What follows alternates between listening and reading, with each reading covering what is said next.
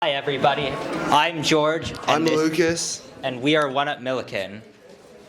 The hallways are one of the most used areas of any school, but ours faces a major challenge. Students are sitting down, they're blocking the way, and they're generally affecting the speed at which anybody can traverse the school.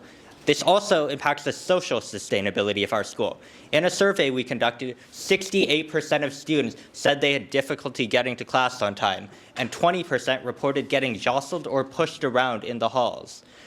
This is going to be a major issue for our school, especially as it continues to grow, as we're already at a population of 1,600 and growing.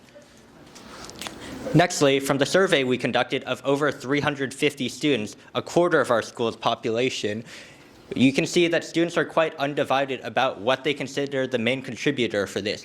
But what they aren't undivided about is that they do have difficulty getting to class on time, as you can see.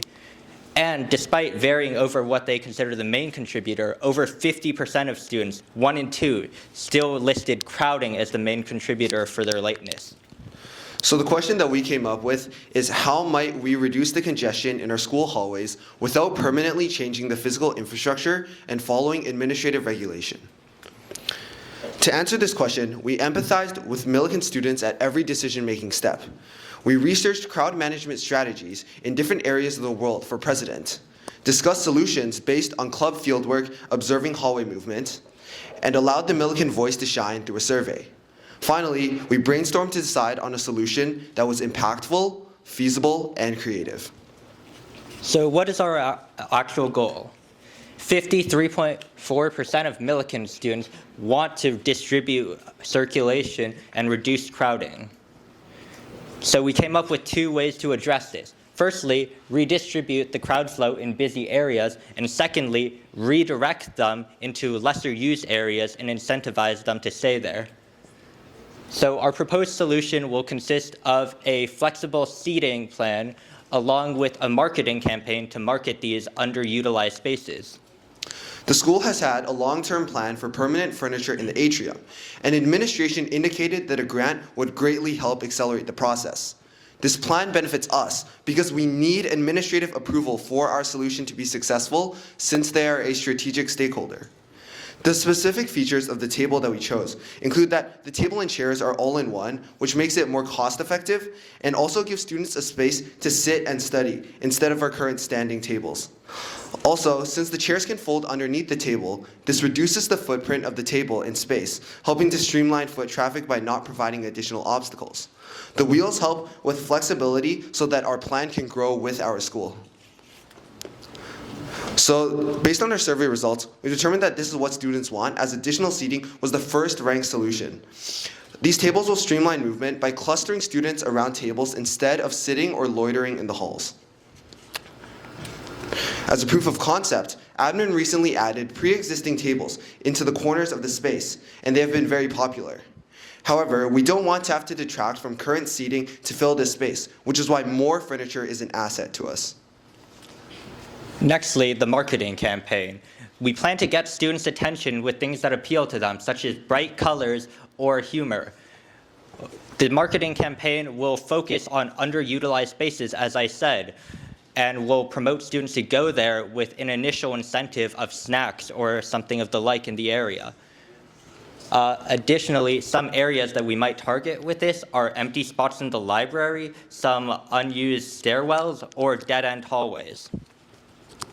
Some real-world examples of redistribution techniques are the Taylor Swift Eras Tour, which use signage, and cafeterias, which allow students somewhere to sit instead of blocking the halls.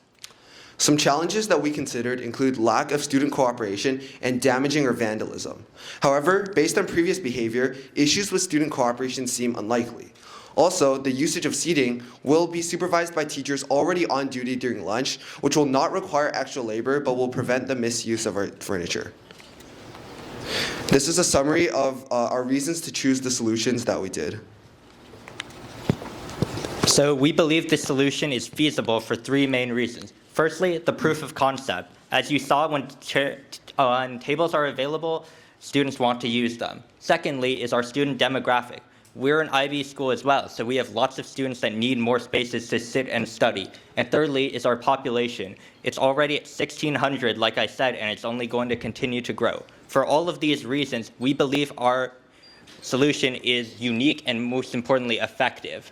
Thank you.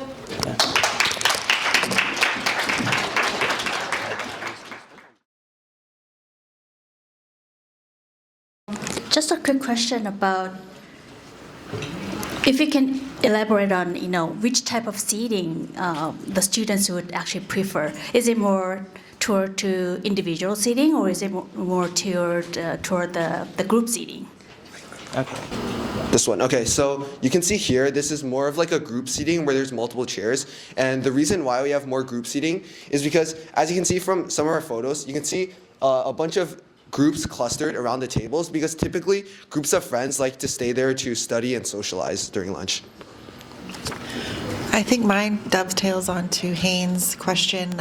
Did you consider different seating and furniture typologies in that space other than just one type?